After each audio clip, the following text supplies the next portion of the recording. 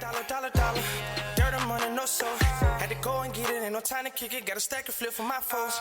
Dollar. Please tell me you can hear me. Don't turn your back and don't neglect me. Just let me know if you need me. Dollar. Let me watch out for my partners. Keep my money long, get my team strong. Let me run away from my problems. Yup, what's good, original crew, man? We're back. We got a new Nick Crowley. We got YouTube's darkest channels, number 7. Dun dun dun dun. It's always getting dark around here. Boom boom boom boom. I'm tired of all the weird. Oh, dun dun dun dun dun dun dun dun dun dun. Oh, what you expecting today, sis? It's gonna be sad, bro. Hey, with that being said, before we get into it, make sure you check out the links in the description box. Down below. You already know where to go if you want to first support. All you gotta do is check out down below. Also, if you enjoyed today's visuals, like it with a thumbs up. But hey, man, let's hop into it, y'all. Let's check it out. Let's see what's about. You ready? I'm ready. Let's get it. Tell you what we're gonna do today more than anything else. We're gonna do this. Nice guy must die. Nice guy must die. Nice guy must die.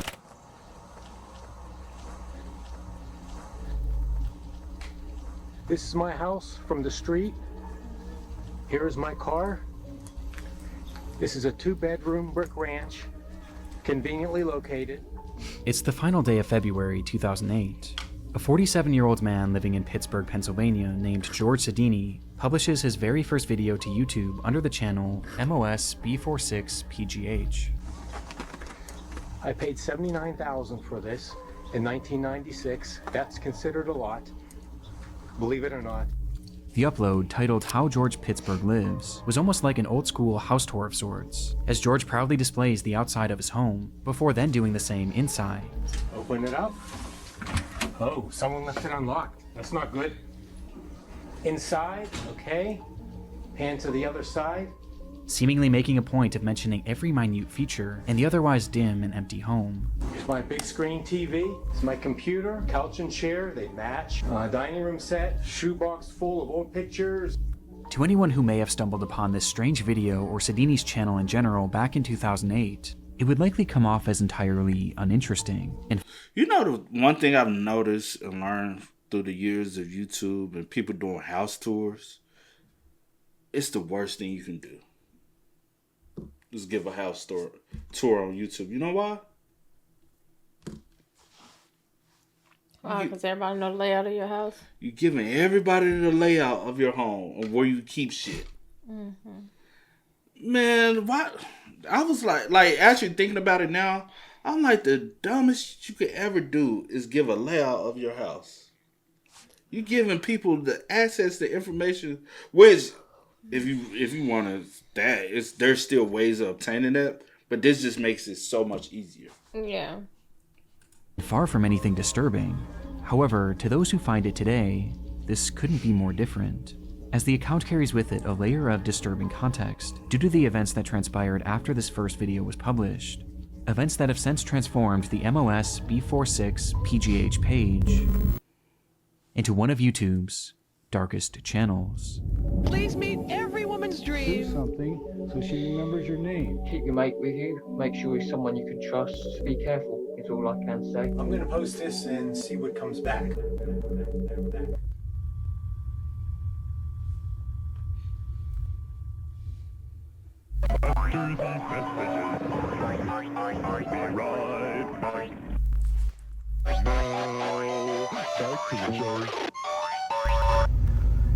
Little hallway, 2 bedrooms. 2 bedrooms. To the right is my bedroom. Without any context, it's hard to know what the purpose of George Sodini's first video was, if it even had one at all. The entire thing just felt so random. But within the footage itself was one clue that hints at the fact that George actually had a very specific reason for uploading this, with that clue coming in the form of a book on his coffee table. Okay, come over here. There's some reading material that we're all familiar with. It was called How to Date Young Women for Men Over 35, which was about as creepy as it sounded. My first guest today is a 51-year-old bachelor who says if you're a single woman over 30, you're a dating has-been. Please meet every woman's dream, Don Steele.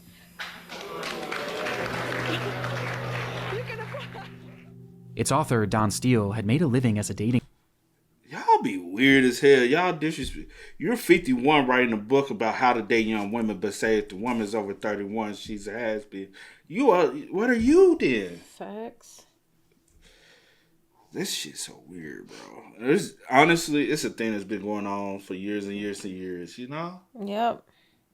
Counselor and life coach, creating various books and programs that were geared towards socially awkward men, exploiting them with the promise that someday they'll be able to get the younger girl of their dreams, even after they reached middle adulthood, and all that they had to do was pay for his course, pay for the book, and dedicate themselves to becoming more desirable.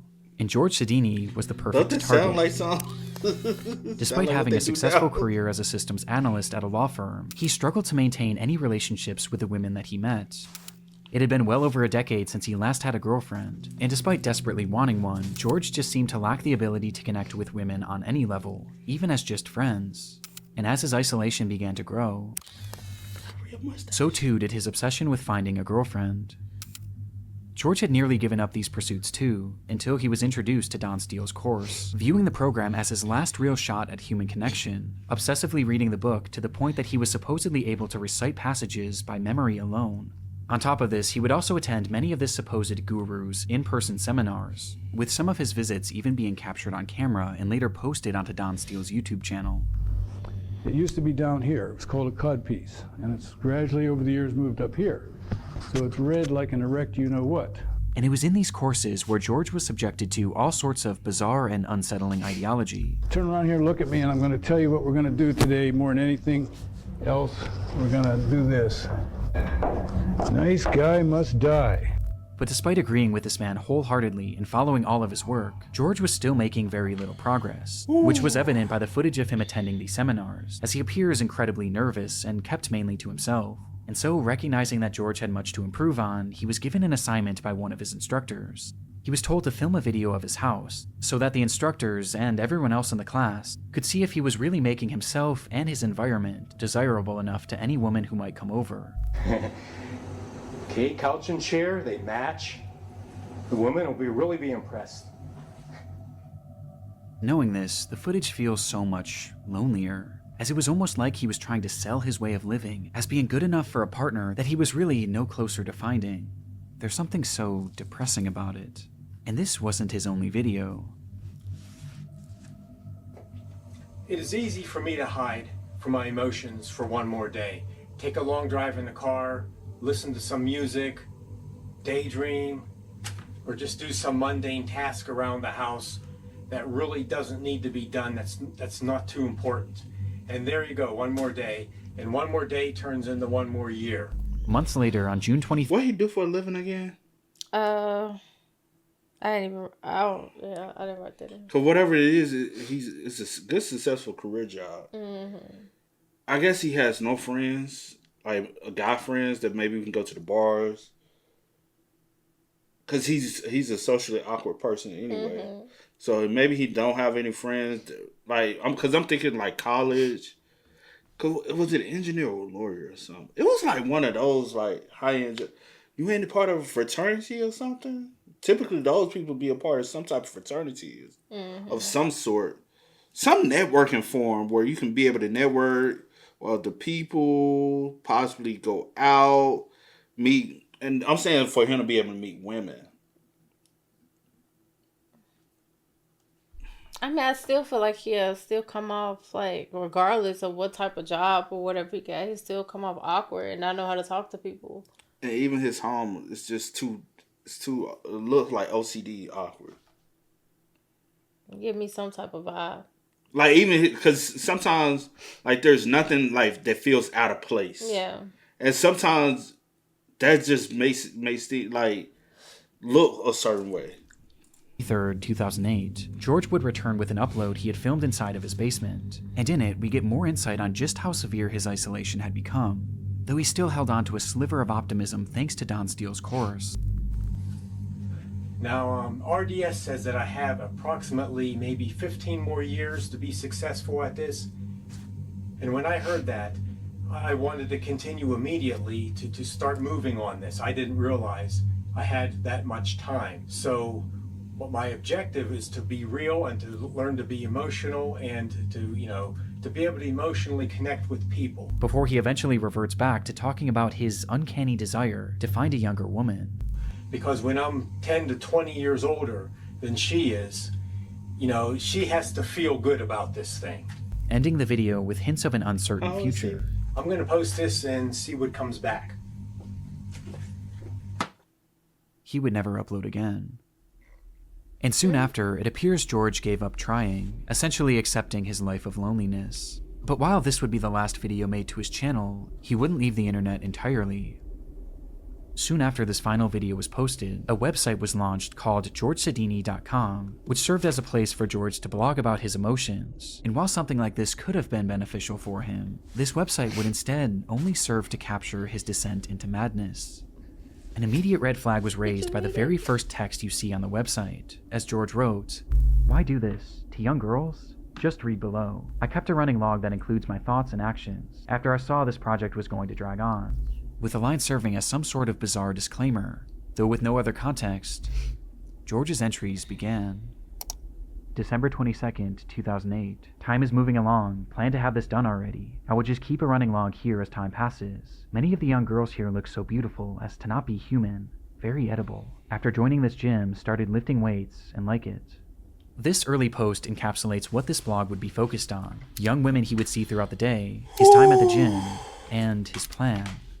This plan was never expressly stated on the website, but it was something he obsessed over, mentioning it in every single one of his posts, and dubbing it the exit plan, even going as far as to provide a date and time for it, January 6th, 2009, at 8:15 p.m.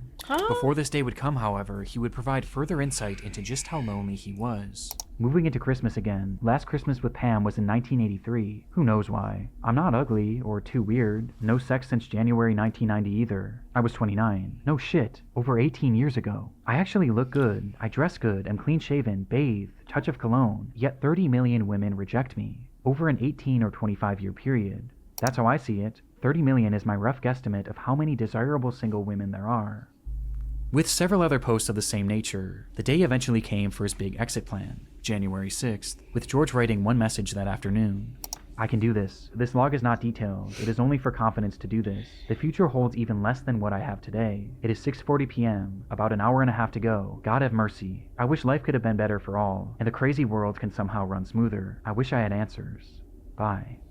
Despite this appearing to be his final post, George Sodini wasn't quite finished, as he would come back only hours later, writing simply, "It's 8:45 p.m. I chickened out. Shit. I brought the loaded guns, everything."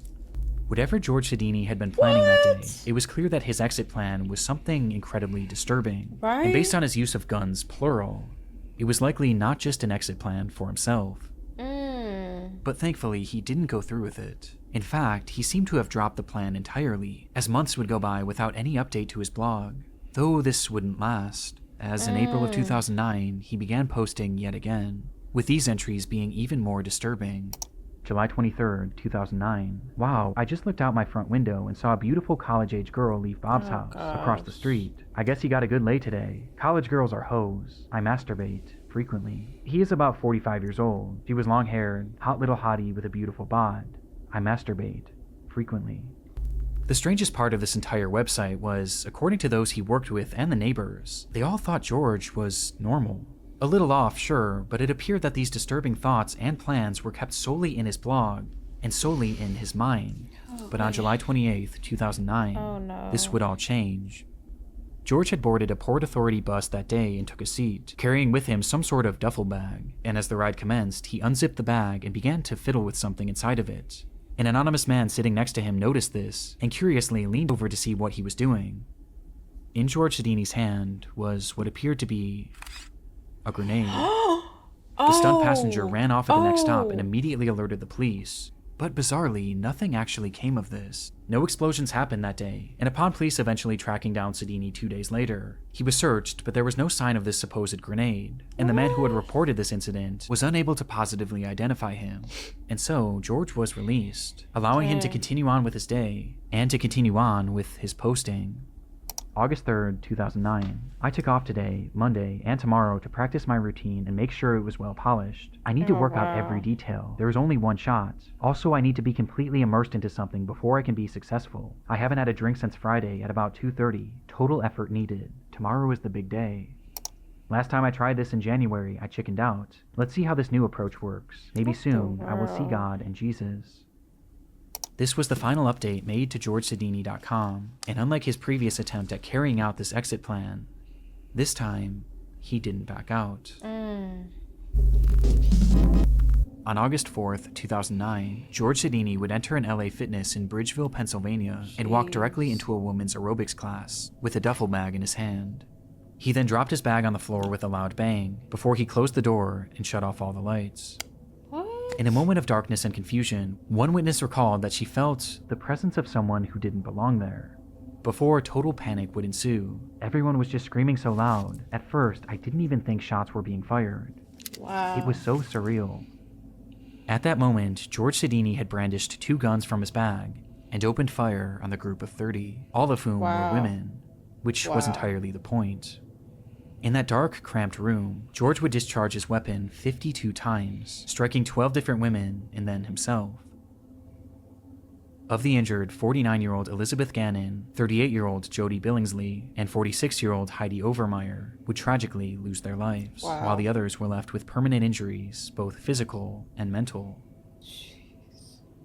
It wasn't hard to find a motive. George had spelled it out right there in his blog. He desired women so much that his inability to ever gain a real connection with any of them turned his infatuation into pure hatred. And this is how he wanted to make them pay. And the ironic part is that this was all so avoidable, as these plans were heavily implied on his website, which had been publicly available online for roughly an entire year. Yet no one cared enough about him to ever look. It is easy for me to hide from my emotions for one more day.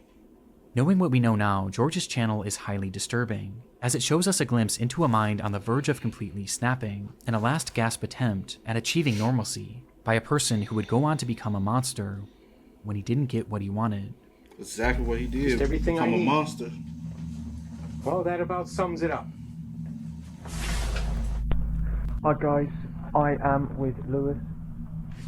Oh, that's a different one, bro. That mother, you telling me you went and you trapped them? Because typically in a situation like that, it's only one way in, one way out. Yeah, like because they already inside a building in a classroom, and those classrooms don't have like exit doors. It's like you got to go out of that to get to the emergency exit. So, and my thing is like, if you felt like you were that lonely, why not go for someone your own age?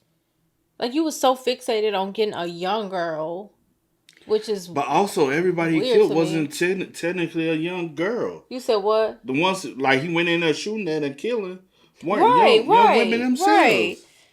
But I'm talking about if you wanted to be loved or loved, and if you whatever wanted sex that bad, bro, go get a prostitute. Whatever it was. Just go get a prostitute, man. Pay for some sex That's or something. Strange. Bro, dude, but it's a lot of men out there just like him, though.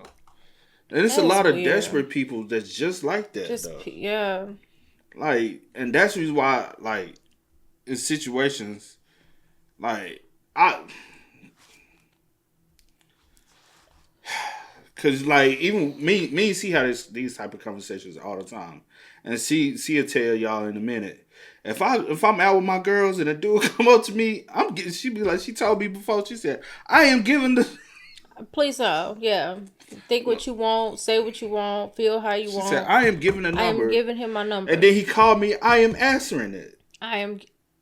Not as I was answering. No, I'm saying like at that moment. Yeah. To make sure, that's the right number. I'm giving you the right number. I'm giving it to you. Yeah, I'm gonna be nice. We need to change the number later. I'm not about to, because I don't know what it is, but folks do not know how to handle rejection at all. You can tell them that you in a relationship or you married. What they got to do with me? They don't care.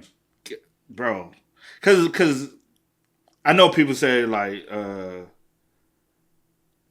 think I'm fixated on comments. I'm not. But like a recent comment we just received, somebody said I'm always like, bro, I call guys out because I am a guy.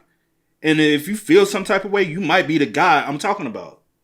Like, I'm like, I don't sit up here and try to bully and belittle women all day. That's not who I am. I'm gonna talk about guys because, bro, that's what we need more of that. Mm-hmm. We need more people like, bro, y'all be out here moving weird. Stop moving that way. Yeah. That y'all like, come on now. For you to feel the necessary need, because your friend literally just dealt with some shit like this last night. Yeah. From guys being weird, bro. And y'all are on weird time stalking. Come on, bro. Facts. Stop that dumbass bullshit, bro. And we need more men to be like, bro, y'all, like, sometimes we gotta call a spade a spade. Men are the problem. How scary that is to just be like, I've been watching you. I'm like, you are at work trying to just go home to mind your business, just trying to, and you have somebody like basically chasing you down to get your attention, to tell you that they've been watching you at night. It's night. That they've been watching you, and like just like won't get out your way. Like, it's weird. It's very weird. Asking you where you stay. Where you stay at? I don't know you. Don't know you at all. That's weird to me. But then when men call other men out about the situation like that, y'all don't call that man weird. You want to call the man for calling it out weird. No, my motherfucker, you are the weird one. Like, you are, like, that's the problem nowadays. Too many motherfuckers are keeping their mouth closed, because 9 times out of 10, other people were aware of his demeanor and his actions, and they just like, oh man, he just needs someone. He just desires love. That's not how to go. That's not how to go about getting somebody. You know what I'm saying? And also, if you feel that most desired need that you want to take yourself away from this earth, take yourself. Don't take nobody else. Don't take yourself. Go seek help. Go talk to a therapist. Go talk to a licensed professional. But nobody else is doing anything to you. Mm-mm. These women were 100% innocent. Fact. They did not deserve that. Nope, not at all. Just at a LA Fitness, getting a workout in. You know what I'm saying? Some so innocent. Just so innocent. Doing their regular routines, just minding their business, not harming nobody, and you just decide because you're so lonely and miserable with your life. Because you feel your life is that miserable. It's sad. It's sad. Too sad. Let's go. Having a little drink. Mark Williams always dreamed of being a YouTuber. He had grown up watching parkour content on the site, becoming attached to both its many talented creators and the hobby itself, eventually becoming so inspired by it that he launched his own channel in 2019, at the age of just 15, with Mark hoping that someday this channel would make that dream of his come true. So young. The page went by many names over the years, but eventually Mark would settle on the moniker Displaced, and depending on who you ask, his videos were either extremely impressive or extremely irresponsible. They showed scenes of Mark high atop buildings, jumping rooftop to rooftop, climbing on massive abandoned cranes, and fleeing from security guards and the cops on more than a few occasions. Do YouTube still allow, like, because I remember back in the day, you used to come across like a lot of parkour, but with the guidelines and stuff, I'm like, do they still allow this type of content to be uploaded? Maybe. Oh, sorry, y'all. Without an age restriction, because it's harmful and dangerous content, right? I don't know. Yeah, so. Police are on the way already now. Yeah, they'll catch me then, won't they? Often seen with him was his younger brother, who he had grown incredibly close with, which was due in part to the fact that Mark was somewhat of a loner and didn't have many friends in his own personal life. Though according to his mother, this wasn't necessarily by choice, as she explained that he did desperately want friendship, and he was incredibly caring, he just had a habit of making the wrong friends, describing Mark as trusting to a fault. Mark's longing for camaraderie became especially apparent not long after the launch of Displaced, as his brother slowly began appearing less and less in his videos, forcing him to do these free runs by himself, which he implied was something he didn't enjoy nearly as much. My brother, who was part of the channel then, he's not now. I don't think he's coming back at all. He ditched me, leaving me by myself, and I've got a problem with talking to myself as well. This, coupled with the fact that he was dealing with the tribulations of growing up, led to his uploads on the channel becoming more and more sporadic, as he would often go dark for a few months, only to return with the promise of more consistent uploads. Alright guys, don't know if you can see me or not, but I promise you Displaced is coming back. That often never came. It was clear that he still longed to be a YouTuber, he just needed some sort of a spark. And sure enough, at the end of 2020, he would find one right in his own comment section. In a since-deleted video, Mark would receive a comment from a man named Lewis Ashdown, who explained that he was a big fan of Mark's content and that he would love to join him in an upcoming video, as they both just so happened to live in Uckfield. It was exactly what Mark had been needing, a friend, and not only a friend, but a friend he could make videos with. And so that's exactly what he would do. Hi guys, I'm back here with Lewis, and we're going to do the water treatment facility in Uckfield on the industrial estate. See you in a sec, guys. From their first meeting on, Lewis became a core part of the Displaced channel, leading to the two growing closer by the day, with Mark speaking about this bond on a live stream in March of 2021. If you're going exploring at an abandoned pub, yeah, keep your mate with you, make sure he's someone you can trust, you know, and be careful is all I can say. Because in the video where me and Lewis climbed the college, you know, I was constantly looking out for him, because he did get dangerously close to some of the edges, but you know, that's what life's about, isn't it? But despite finding his new parkour partner, Mark still had other issues getting in the way of his uploads, as he was now 18 years old, and was facing the reality of having to get a job, forcing him to put his channel on the back burner. Mark discussed this struggle and the many others he was facing at the time in that same March livestream, with his tone about Displaced's future sounding less than optimistic. I've been doing some talking with Lewis, seeming like he wants to get back into climbing and stuff. I haven't actually done it since Christmas, and I've got a bad back.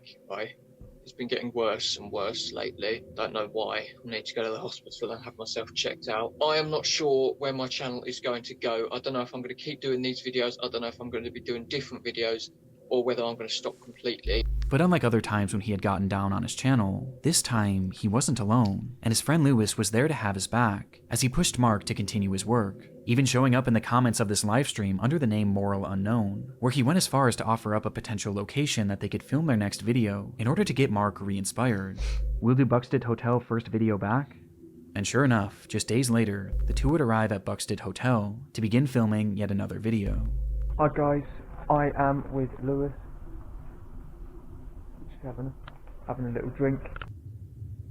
This would be their last on the Displaced channel, as not even 2 months after it was— See, why you keep looking at me? I'm just waiting for, like, I don't know. I'm just like, what's happening? What's See, you keep looking at me like—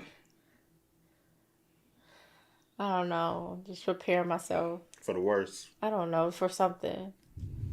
Obviously, this would be their last on the Displaced channel, as not even 2 months after it was uploaded, both Mark Williams and Lewis Ashdown would vanish without a trace.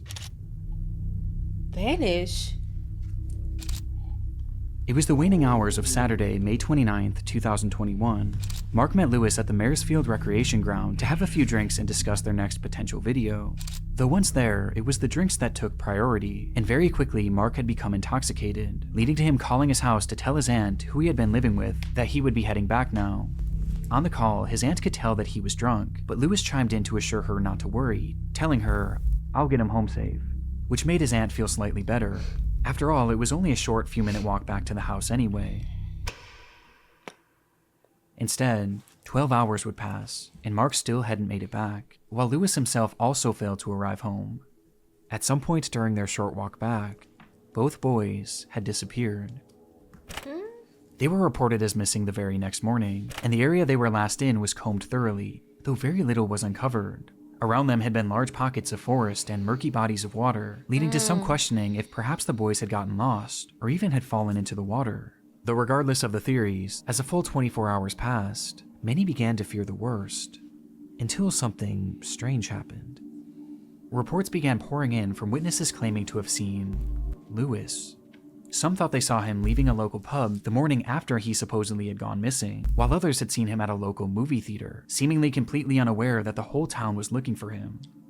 These sightings introduced the possibility that the boys were perhaps runaways, causing several pleas to be made throughout the press, begging them to come back home.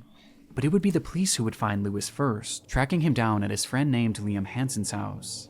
There, the cops fired off a barrage of questions, as they not only tried to get answers as to where the boys had been, but more importantly now, they needed to know where Mark was. Throughout all the sightings, it was only ever Lewis that had been spotted, and even now, after searching this friend's home, Mark wasn't there either. So where had Mark Williams gone? Right. Well, Lewis himself offered very little, outright refusing to speak on the boys' whereabouts. But his friend Liam wasn't so quiet, as when he was questioned separately, he claimed to know exactly what had happened on the night of May 29th, 2021, the day in which both boys had disappeared. And he knew because Lewis had told him. According to the boy, the night that Lewis and Mark had met at the park, Lewis poured a cocktail for his friend, and then another, and then another, each one stronger than the last, causing Mark to become drunk almost immediately. Realizing he was drinking too much, Mark told Lewis that he had enough, but Lewis persisted, outright demanding that he keep drinking, leading to Mark begging Lewis to let him stop. At one point, Mark's pleas finally caused Lewis to back off, as the boy instead agreed to make him a non-alcoholic drink, only for him to fill the cup with even more liquor when Mark wasn't looking. Wow. By 11:30, Mark could barely stand, prompting him to make that phone call to his aunt, letting her know that he would be back soon. Meanwhile, Lewis had been so preoccupied with getting his friend drunk that he was still fairly sober at this point, and in his sober state, he promised Mark's aunt that he would get him home safe. Seconds after that phone call ended, Mark hunched over to vomit, which is precisely when Lewis pulled a large kitchen knife from his pocket and plunged it directly into Mark's back. Mark stumbled and asked Lewis to call him an ambulance, being unable to comprehend what had just happened, to which Lewis responded by laughing, before doing it again, and again, and again. This is what Lewis had told Liam in the days after the alleged attack, but as Liam recounted the story to the police, he made it clear that this wasn't just a tall tale, as he had actually seen it for himself. What? When Lewis had told him the story, he pulled out his phone and put it up to Liam's face, revealing that he had filmed the entire ordeal. And sure enough, when police searched Lewis's devices, they would find that footage, though it was far worse than they ever could have imagined. On Lewis Ashdown's cell phone were 7 total videos depicting the attack, with the footage spanning nearly an hour in total, during which Mark had been stabbed 107 times, Oh my gosh. on top of having a number of other sadistic things done to Why him. would you do? Sadistic. And all the while, it sadistic. was said that Lewis was giggling manically. Wow. When asked about what he had seen in those recordings, Liam provided further detail on just how awful the attack was, recounting that he ripped Mark's eyes out. Proper psychotic stuff. I was going into shock. I was shocked how he came out with it. I wanted to run and tell someone.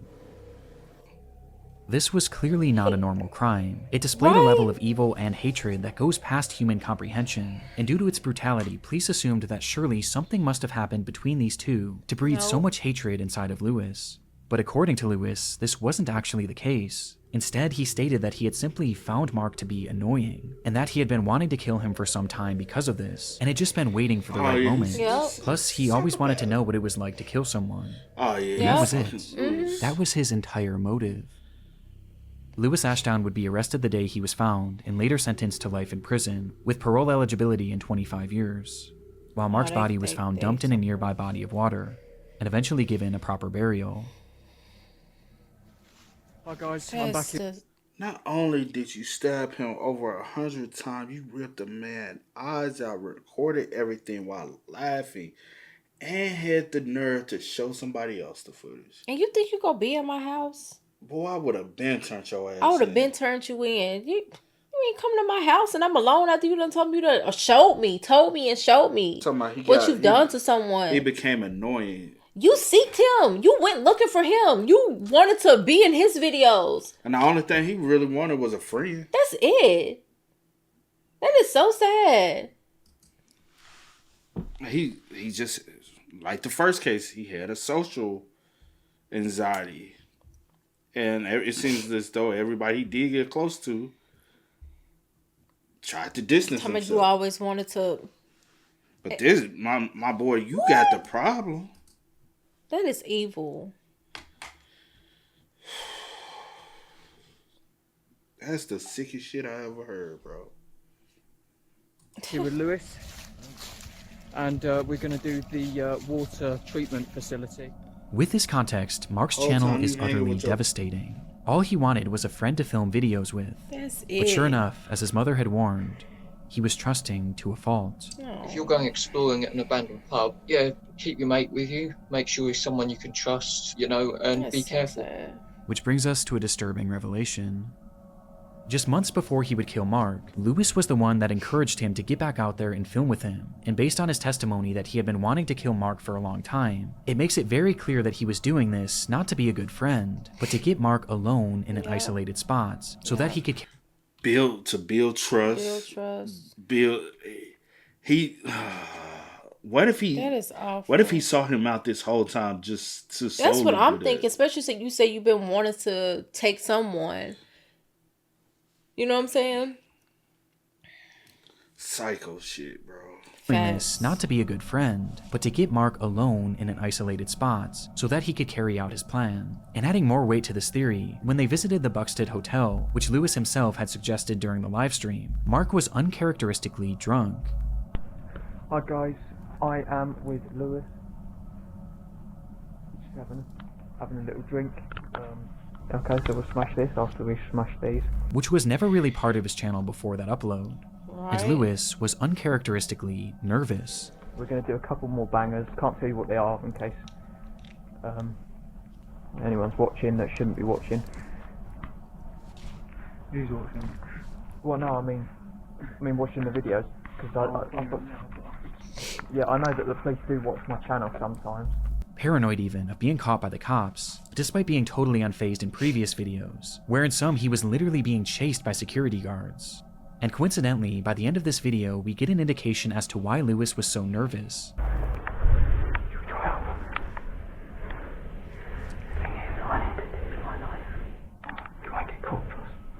Because he had been carrying a knife. All this leads me to believe that that night, Lewis pushed Mark to film a video in an abandoned location, then got him drunk, and was going to carry through with the murder, before eventually backing out for unknown reasons. And all the while, Mark was completely unaware, never once suspecting that the man he had been filming with had secretly been plotting to kill him, and one day would actually go through with it. Okay, I'll wrap it up now then, guys. Yep, I'll see ya. That's one of the sickest so shits ever, sad. bro. Imagine RP. thinking, well, Talking about tomorrow. yeah, tomorrow. Yeah, that's what I'm saying. RP tomorrow. Yeah. You said, well, No. I was about because I was saying something, and then I said, well, situations happen like that a lot. Because I was about to say, imagine thinking you have a friend and you hanging out with this friend and building this trust, and y'all like doing things together, things that make you happy, and you thinking they happy, and it's like, genuine, but the whole time they plotting on you. it happens a lot. What And you that's just said sad. is so true. Stay on this side and go across. Well, this should be quite amusing. Enjoy.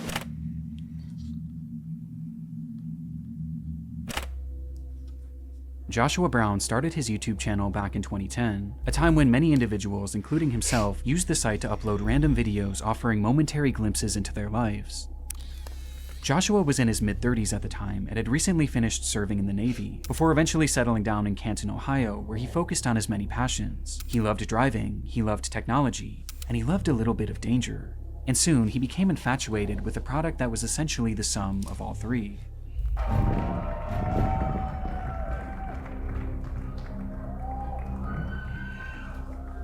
For Joshua, these electric vehicles were a technological marvel and the future of the automotive industry, and he dreamed of one day having one, with that dream eventually coming true in 2015 when he would purchase his very own Tesla Model S that would eventually become his life and his YouTube channel's primary focus. He began uploading videos of his new car immediately, but rather than these focusing on the vehicle itself, it was its most controversial feature that interested him the most: autopilot. The feature had become available for Tesla drivers in October of 2015, which is exactly when Joshua purchased his car and began uploading these videos showcasing its possibilities. It takes all the stress out of it. Get to your destination slightly slower, but hey, at least now you don't have to worry about anything. It's just let it go. He wanted to essentially be a pioneer, providing an overview of what self-driving was really all about, breaking down the specifics and showcasing a variety of unique situations that you might find yourself in if you were to use this driving mode yourself. This section in here is going to be very, very difficult for the car to handle. We're filming this just so that you can see scenarios where the car does not do well, so that you've got something to judge off of it when you're driving on your own. And he tried to make a point of doing so safely, as he never used the camera behind the wheel, and always had someone helping him to avoid any accidents. But despite his focus on safety, it was clear that he was pushing the capabilities of this brand new technology, as at this point it was still in its infancy, with one of the more glaring red flags being the placement of his hands. Here we are, stop and go traffic on 271, and geez, car's doing it all itself. When Joshua was shown driving, he hardly ever had his hands on the wheel, as he said he wanted to get the true experience of self-driving. This was something that Tesla had actually adamantly advised against, and even had visual and audible warnings if it detected that your hands were off the steering wheel. But Joshua seemed to find a workaround, as he instead used his legs to avoid tripping the sensor, while keeping his hands close by, ready to grab the wheel in case of an emergency. How I actually do it is so that it is really actually hands-free, is I keep my knees up, because the tack works pretty good, but I can still get my foot down to a brake, and just keep it like this, because you can react so quickly. It was clear that Joshua truly believed that this car that was driving him was safe, and this belief was only strengthened on April 5th of 2016. That day, Joshua had been driving his car on the interstate when a large truck suddenly merged into his lane, with its driver not even seeing his car. And before Joshua could even react, the autopilot kicked in and veered out of the way, avoiding what would have been a certain collision. Amazed by the event, Joshua would upload dashcam footage of the close call to his YouTube channel, where he praised the vehicle's response. "Tessie did great. Excellent job, Elon." This video would immediately go viral, exploding to over 4 million views between the two versions that Joshua had posted. But while the response to this video was overwhelming, especially for a channel that was accustomed to getting just a few hundred views, there was one response in particular that impacted Joshua the most. As Tesla's owner, Elon Musk, would repost the video on Twitter. Stunned by the tweet, Joshua would later state, "For something to catch Elon Musk's eye, I can die and go to heaven now." He had no way of knowing then, but this would not be the last time that Elon Musk would tweet about him, though his next feature would be under much different circumstances. It happened just 1 month after Joshua Brown's video had gone viral. He was driving on Highway 27 on a clear sunny day at approximately 4 p.m. With open road ahead, Joshua turned on his trusted autopilot, and it stayed in autopilot mode for over half an hour, as at this point, his trust in the car was higher than ever, causing Joshua to seemingly lose focus on the road, as he was quickly coming up on an intersection where a massive 18-wheeler had been turning left, blocking Joshua's entire lane.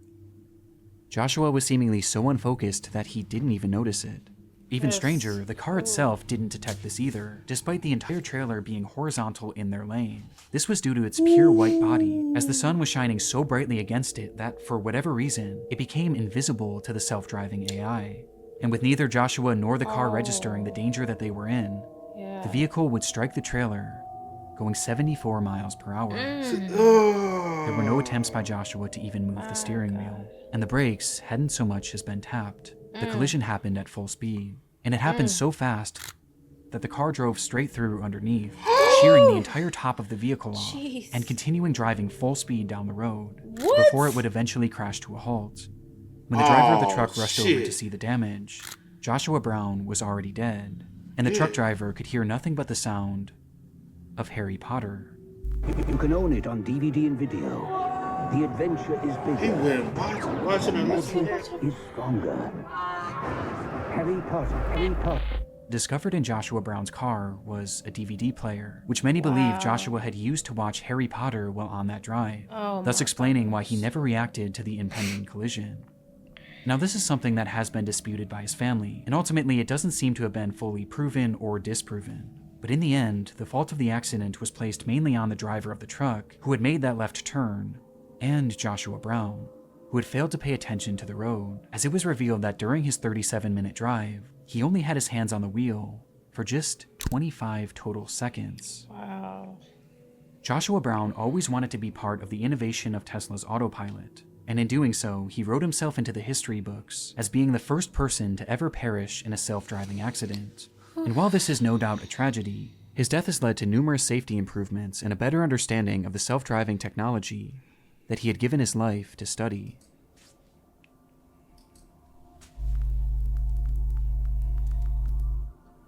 I just wanted to hop on here at the end and give a quick shout out to my friend's new podcast called Redacted: Declassified Mysteries with Lou. Wow. R.I.P. man. That is such a sad way to go out. What you said. And 9 times out of 10, I don't want to say it, but you know, because you going underneath. Yeah. Oh, yeah. And you sitting upright underneath, and it literally cleared it. That's sad, bro. R.I.P. to that man. No one deserves to go out like that, you know? No. But hey, man, y'all spam us up in the comments, man. Y'all let us know y'all thoughts and opinions about it for us in the comment section down below.